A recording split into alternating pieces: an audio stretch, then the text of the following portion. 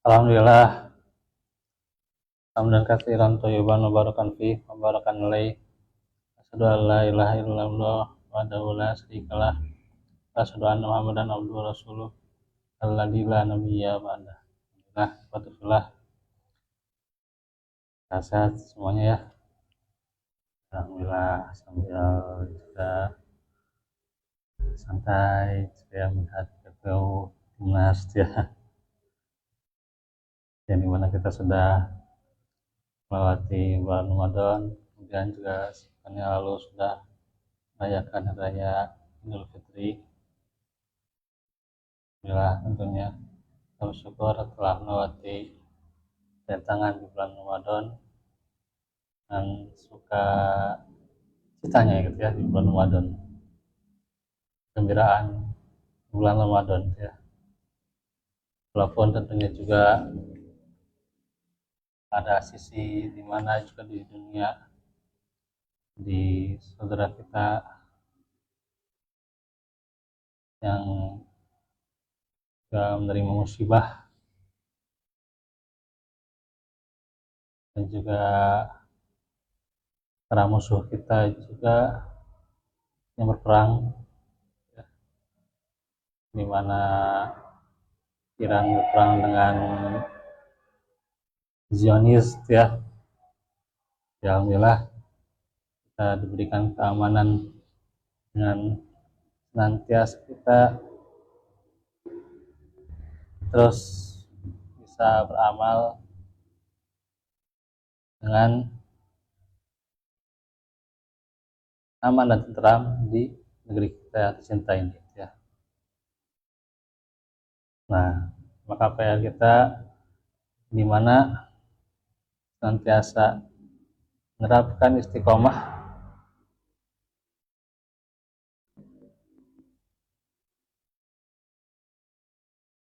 watafilah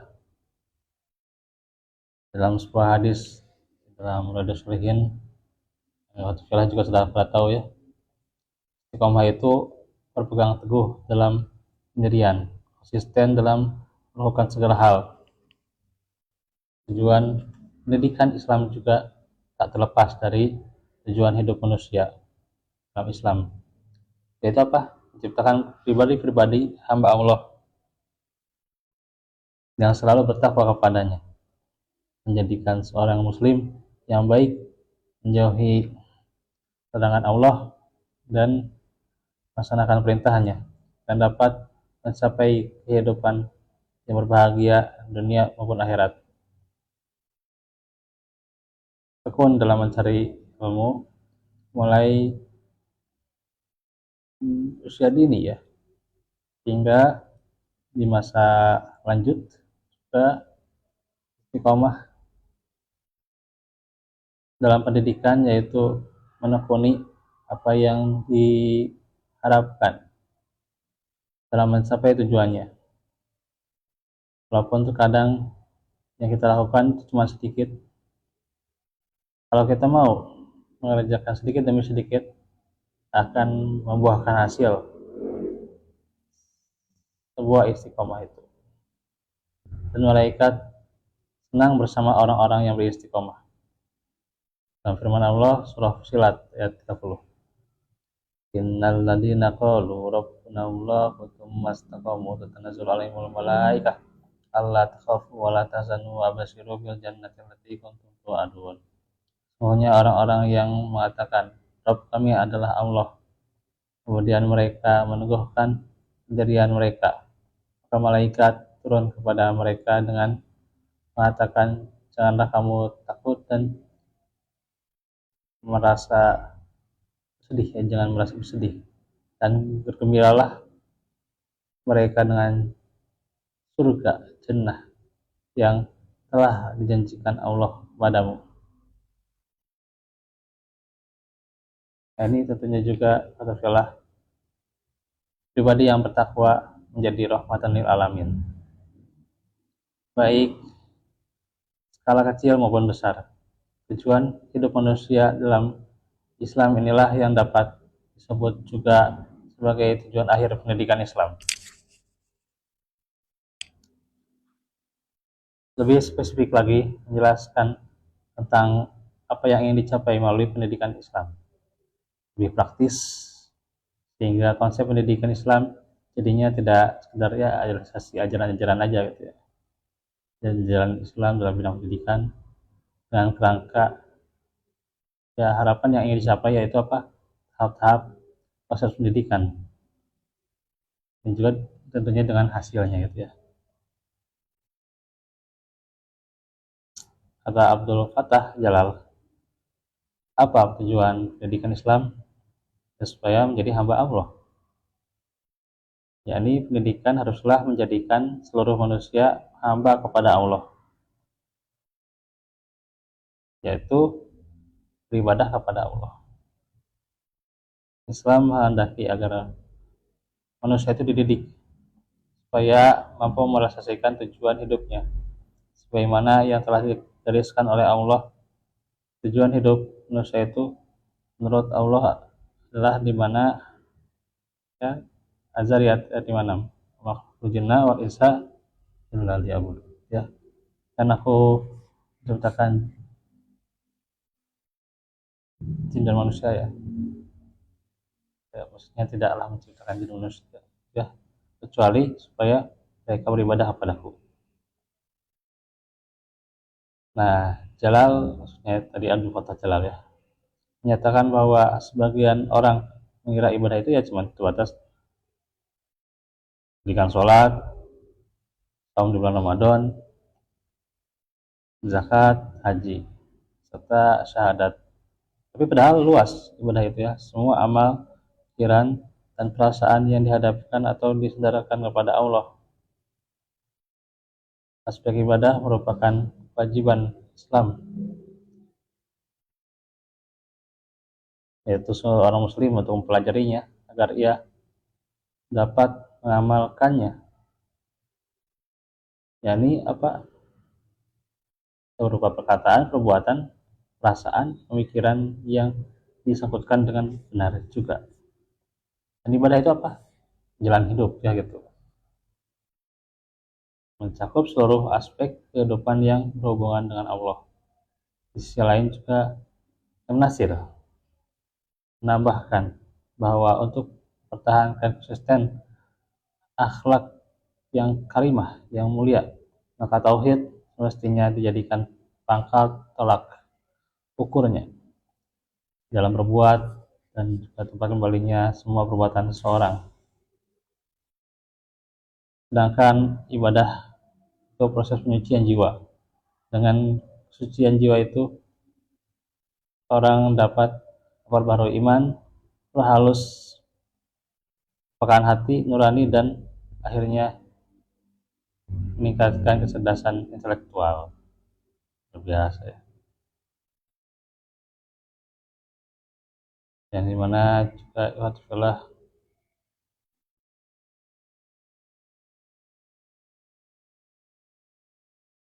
bisa jadi itu ya, ada aspek-aspek yang dibina dalam pendidikan Islam itu ya, apa yakni kita asaibani, yakni individunya mencakup perubahan yang berupa pengetahuan tingkah laku masyarakat jasmani maupun rohani ya, untuk tujuan hidup dunia akhirat juga. Dua, kaitan dengan masyarakat, tingkah laku individu dan masyarakat, perubahan kehidupan masyarakat, memperkaya pengalaman masyarakat. Juga profesional yang berkaitan dengan pengajaran sebagai ilmu juga, profesi juga, dan sebagai kegiatan masyarakat. Terus kata tujuannya apa? Akhlak. Terus untuk hidup dunia dan akhirat, juga menguasai ilmu, dan juga keempat bekerja. Kata Asma bin Fahmi, Asma Hasan Fahmi ya, dan itu untuk Islam akal dan akhlak, pengajaran masuk juga ibadah dan juga pribadi. Dan menurut Munirul Mursi, bahagia dunia akhirat, hamba kepada Allah, perkuat ikatan Islaman, dan melayani kepentingan masyarakat Islam, dan juga akhlak mulia. Itu ya. Wah, ini tentunya adalah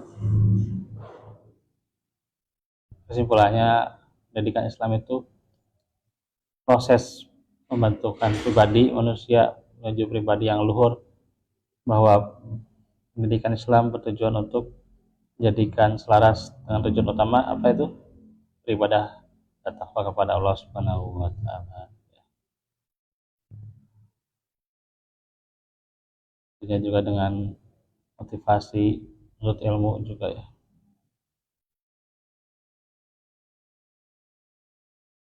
Maka dikuatkan istiqomah iman itu dengan istiqomah hati ya. Menurut hadis Rasulullah dari Anas ya. Maka itu hati itu pemicu bentuk istiqomah. Tapi nggak sempurna sebelum melengkapi ya, 5 hal ya, yang kadang menjadi kendala. Apa itu? Nah, kendalanya itu hawa nafsu ya, yang merusak dengan takarub ya, merusak takarub Allah, hawa nafsu itu ya. 2, syirik yang menggoyahkan tauhid. 3, bid'ah yang bertentangan dengan sunnah. 4, syahwat yang bertentangan dengan perintah Allah. Yang kelima, kealpaan yang menghilangkan zikir. Nah, ini Imam Al-Ghazali dalam Ihya Ulumuddin mengatakan bahwa istiqomah itu berat, jelas ya, dan sulit didapatkan. Tapi perlahan-lahan istiqomah itu ya. Istiqomah wajib dimohon dalam sholat. Berapa kali dalam sholat? Yaitu ihdinas siratal mustaqim 17 kali ya. Dalam surah Al-Fatihah.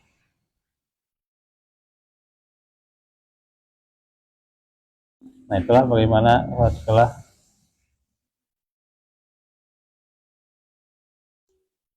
pelajaran yang pertama tentang istiqomah dan tahapan serta aspeknya ya. Insyaallah nanti kita akan lanjutkan di pertemuan berikutnya di hari Senin ya. Oke, barakallahu fikum. Kita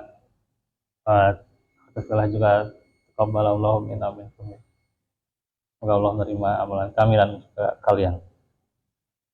Rabbana atina min ladunka wa lana min ladunka rabbana atina fid dunya hasanah wa hab lana min azwajina dhurriyyatan hasanah.